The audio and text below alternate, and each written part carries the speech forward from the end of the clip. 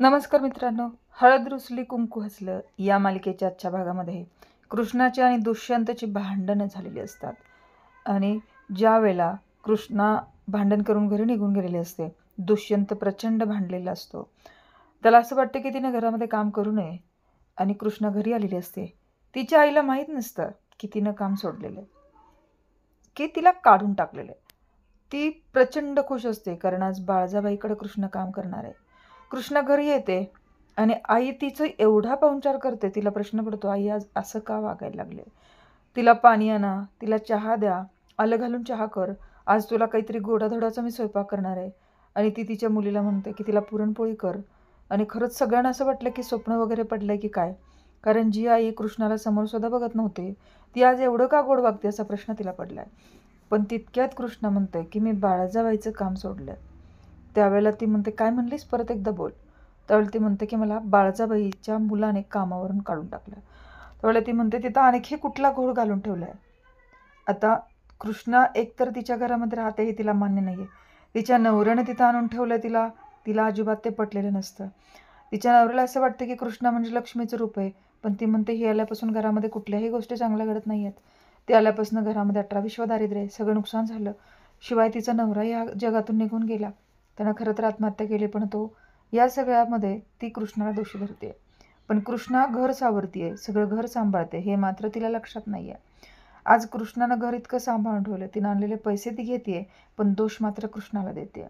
कृष्णा एकतर खाल्लेल्या मिठाला फक्त जागते आणि ती या घरामध्ये राहते कारण तिला तिच्या वडिलांनी आसरा दिलाय, मानलेल्या वडिलांनी तिला या घरामध्ये आसरा दिलाय, एवढंच काहीतरी तिला लक्षात असतं.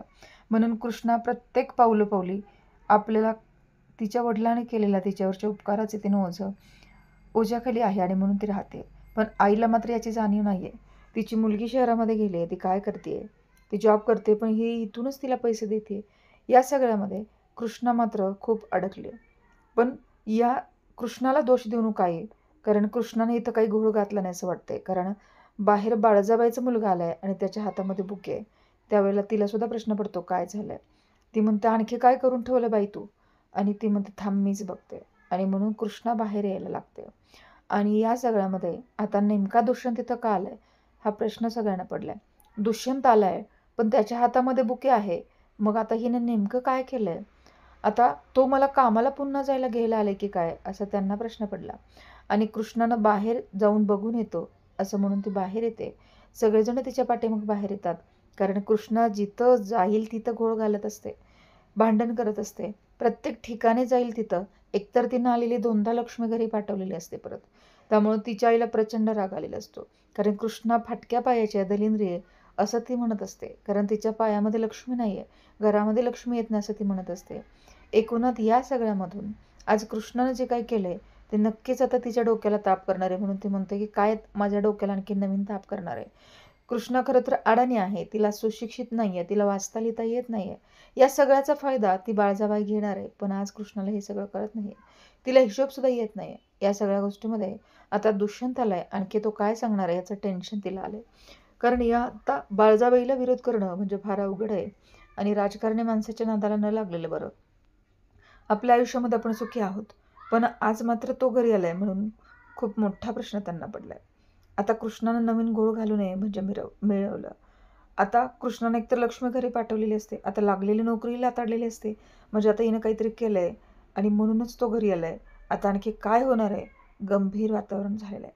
कृष्ण म्हणते मीच बघून येते बाहेर जाऊन काय झालं नेमकं. आणि मग सगळेजण बाहेर येतात. बाळजाबाईचा मुलगा म्हणतो की या सगळ्यामधून मी तुला घरी कामाला पुन्हा बोलवायला आले. त्यावेळेला कृष्ण म्हणते, झाला एवढा अपमान पुरेसा नाही का झाला. तुम्ही इतकं बोललात, पण मी कधीही कुणाचं नुकसान केलेलं नाही.